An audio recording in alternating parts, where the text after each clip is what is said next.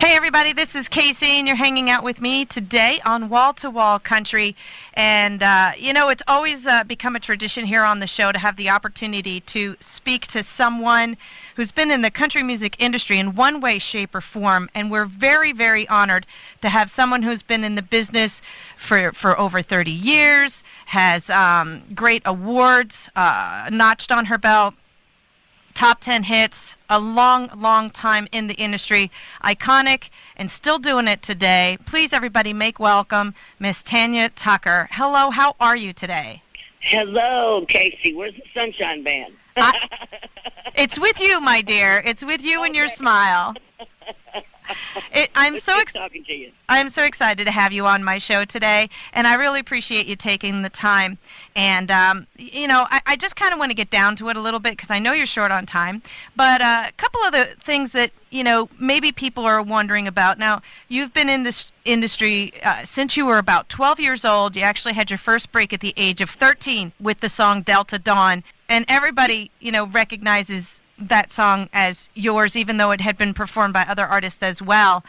You made your way up through the years, doing a bunch of different albums and stuff like that. But one of the questions I have for you is, in all that time frame, what is one of the more memorable songs that you've had the opportunity to perform? A song that's maybe a little bit more dear to your heart, something that is a staple in your performance, something that kind of sticks out in your mind as one of those that really, really means something special to you? Well, I think Two Sparrows and a Hurricane would be that song because, it's sort of based on my parents' lives. Mm-hmm. And they got married at an early age. And of course, now I've lost both of my parents. So that song gets harder and harder to sing at night, but some nights. It's probably one of my very, very favorite, closest to my heart songs. That's awesome. With your career, you've had some success and you've had some downfalls, as just about any artist who's been doing it as long as you have. What is one of the most difficult things that you think, if you were going to say, was a true trial of being able to continue being a country music singer and performer, that you might be able to put your finger on as something that was definitely the challenge of being able to continue doing what you love to do? Well, I think there's a lot of things. I think it started with my dad's passing, and then my mother passed a couple years ago. And during that time, depression set in, and I had a real bad case of it, and not the normal kind, not the normal, I'm sad, it was really kind of cut you off at your knees type. Mm-hmm. So I was in that state, and, you can go around trying to find doctors that know what you're going through. Right. And it's a difficult journey.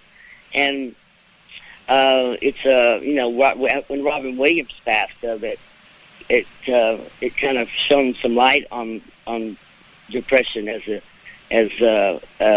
horrible as it is. I mean, it's really bad, mm-hmm.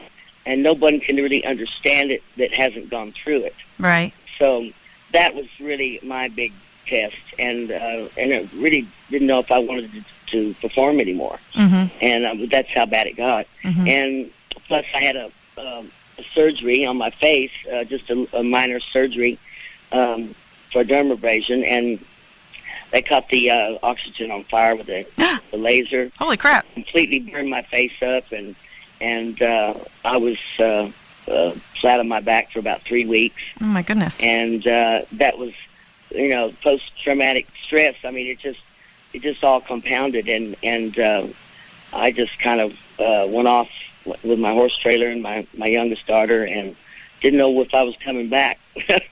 So, but what got me to come back was the exhibit at the Hall of Fame. They were doing the exhibit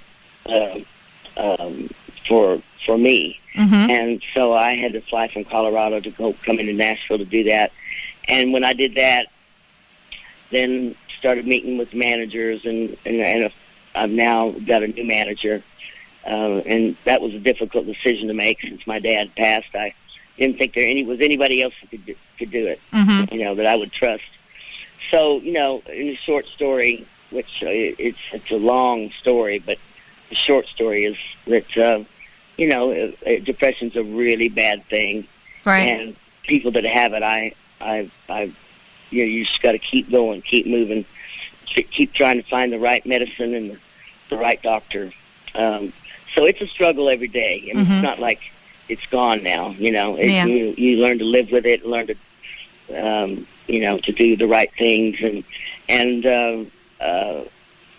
now I'm, back on the road, and I didn't really know if I was going to enjoy that, but I've really been enjoying it, and got a whole new crew, and kind of like starting from the beginning, right. doing the same thing all over again, but just differently. Right, right.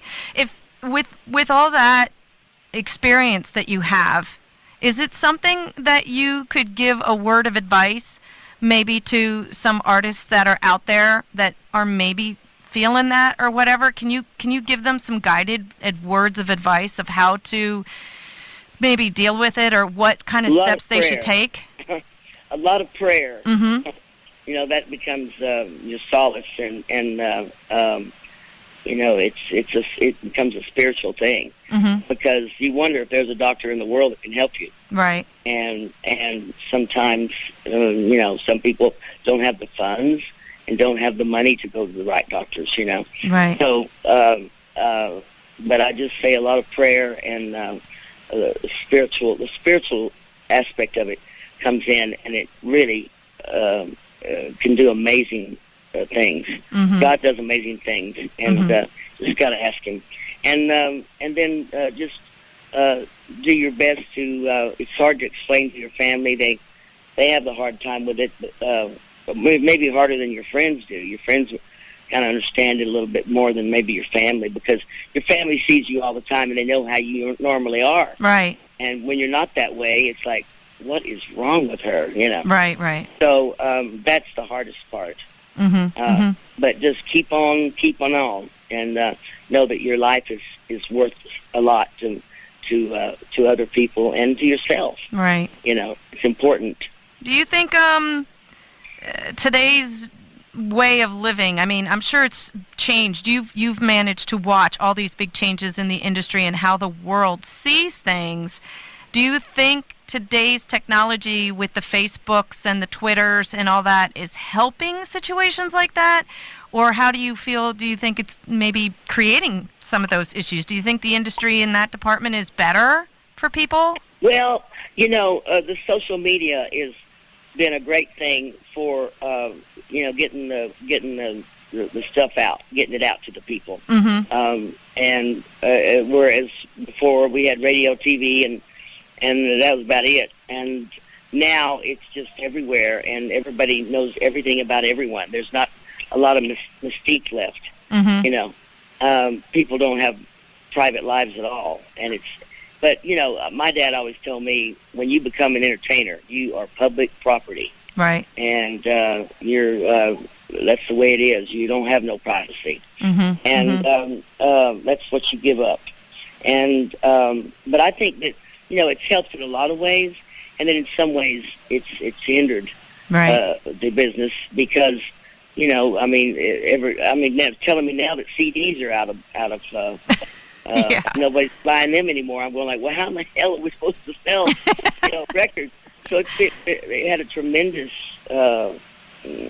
detrimental effect on the records and CDs and stuff like that. Right. People are downloading everything, so they'll figure out a way somehow to make money on that, I'm sure. Yeah, yeah. What's good about it is that we have a lot of choices, but there are pros and cons. Sure. And that's just the way life is. Right. It's definitely going technical and digital, and that's the way it's going. So we might as well get on that space wagon and move on. Get off the hay wagon on the space wagon. There you go. Would you prefer some of the years gone by? Would you prefer us kind of going backwards in time, or are you comfortable with this new electronic age? Well, I'm not comfortable with recording that way. I'm comfortable recording the old way, where you get in a room with a few guys and you create, and then you lay it down it used to be big old wide tape, but now it's digital. Mm-hmm. And I just think there's something too perfect about that. Mm-hmm. The wonderful thing about my music, I think, is its imperfections.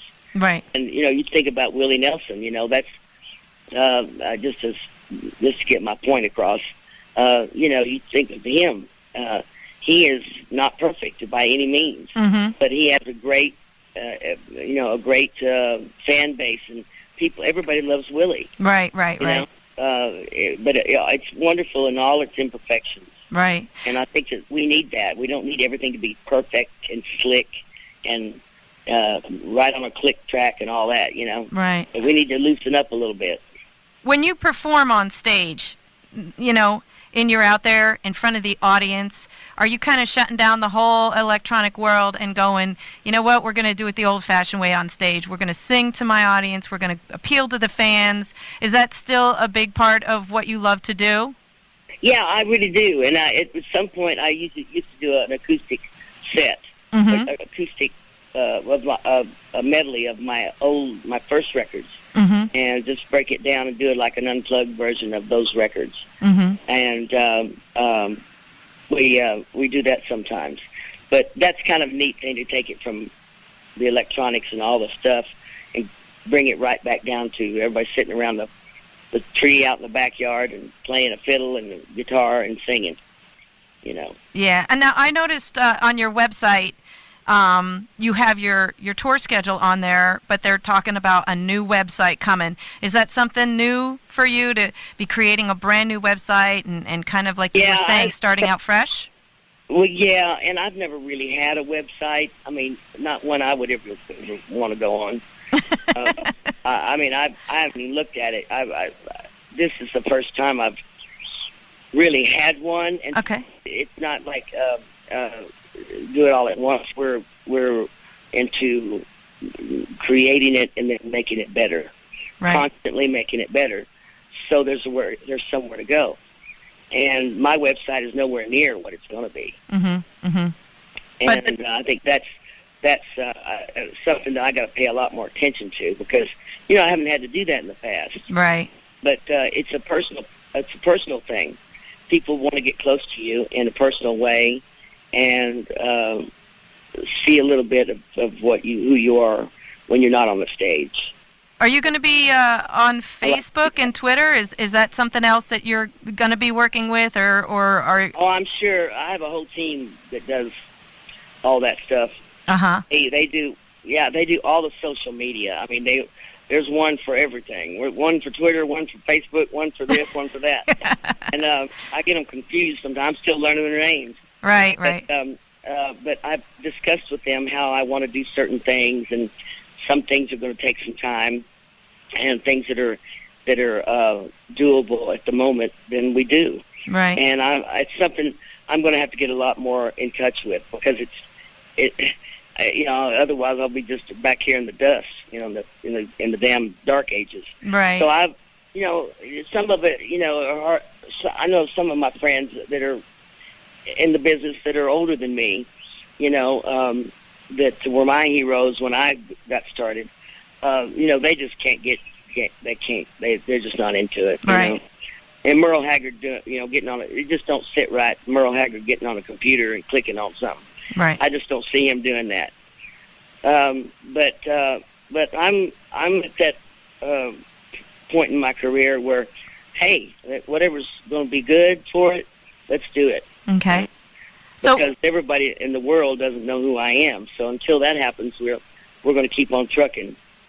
And that's probably keep on tucking. There you go. And that in today's society, good, bad, or indifferent, that is definitely one of the ways to be able to reach out to your audience and your fans and your friends and people, and a great way to find out where you are, what you're up to, what's going on. And speaking of that, can you give us a little wink, wink, nudge, nudge about some other new things that's going to be happening with Tanya Tucker? I mean, something that's coming up that people can look forward to?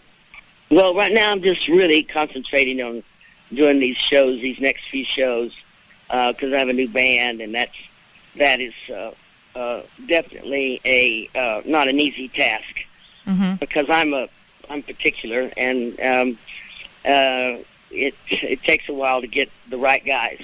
Mm-hmm. So we're just in that process right now of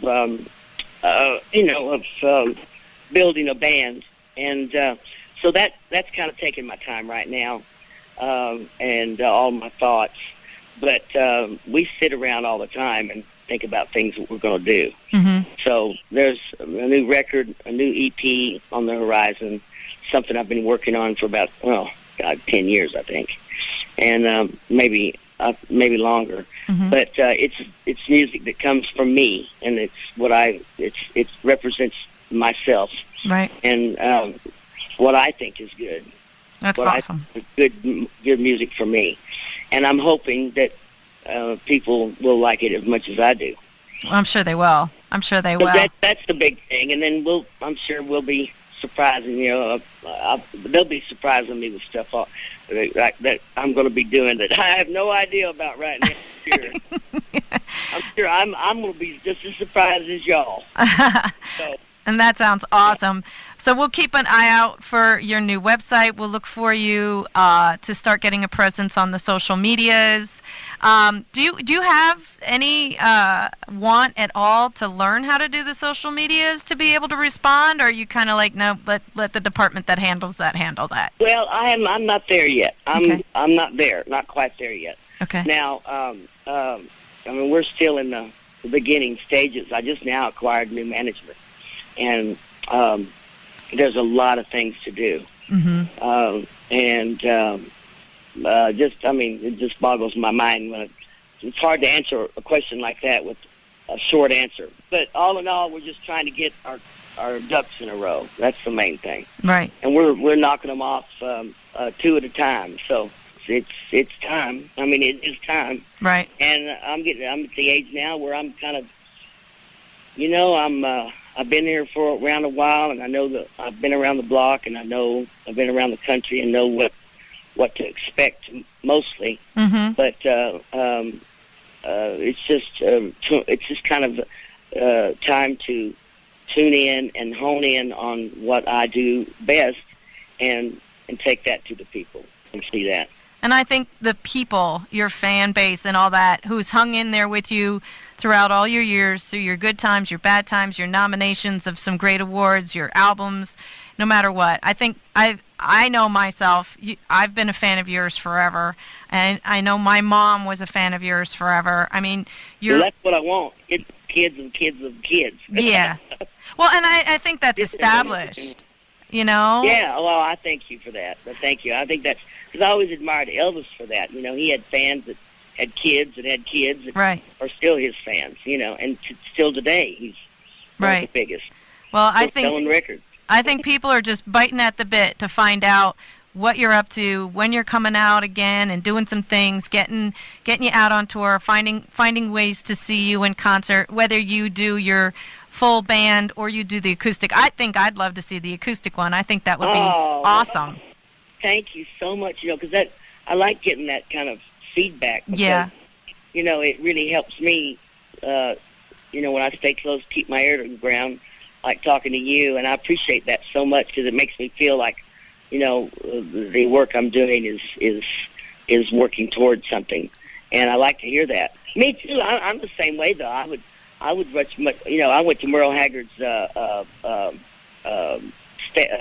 sound check one day, mm-hmm.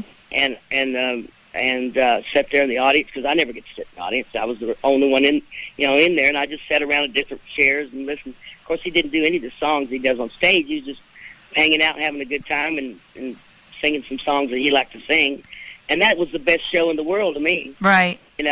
Yeah. And when it was time for him to come on stage, I said, I'm going to go see Loretta. She was up at her house, and I just went up there to see her, because I felt like I'd already seen the show. Right. Best part about it. Well, let me just kind of throw this out there. You can talk to your management people, but we also have a venue here, and I know that people here would love to see you in Northeast Pennsylvania. And if there was any way we could get you here What's to the name of venue. The venue? Penn's Peak. Oh yeah, I've heard that news. I think you were supposed to come here at one point, and something happened where it ended up getting canceled. But I'm going to make a personal invitation to you that I would love to see you come to the venue. And, of course, our studios are literally 10 steps from backstage. Of course, we'd love for you to stop let's do over. it, man. Look. Okay. I know people here would love to see you. I would love to see them. We'll just have to. I'm sitting here. James is looking at me right now and listening to me. So we'll definitely give that to my my agent and tell him to get on it. I would love to see you. And I know people here in Pennsylvania on the east side of the state would love to see you as well, especially that acoustic one. I mean, you do what you want, but I know for my personal, I just think that would be awesome to sit there and get that nice little intimate setting, and I think it would be wonderful. And it's all wood. It's like a big old log house. Wow. All wood. It's beautiful. I think you'd love it here. Mm. Well, I think I would too. And I'll definitely throw that out. I appreciate you asking, and we'll just get something going on that. That sounds like a wonderful plan. Well, listen, I don't want to hold you up too much longer. I know you're busy. You're a busy lady, and you got a lot of things going on, but I just want to thank you again so much for taking some time out of your crazy schedule. We'll look for all that new stuff you guys are talking about, and we'll look to see you in your travels, hopefully. Maybe we can have more time, too, later, at some later point. We can get more involved. Sure. A little bit longer story. Sure. Okay? I would love it. Right. All right. Well, thank you again. Let me play DJ or something. Yeah, I would love it. Are you kidding me? Absolutely. I'll say, welcome to Penn Peak Radio. This is Tanya. I'm your new DJ. There you go. Sounds like a wonderful plan, and I'd love to have you. Hey, that's go, girlfriend. That is great. All right.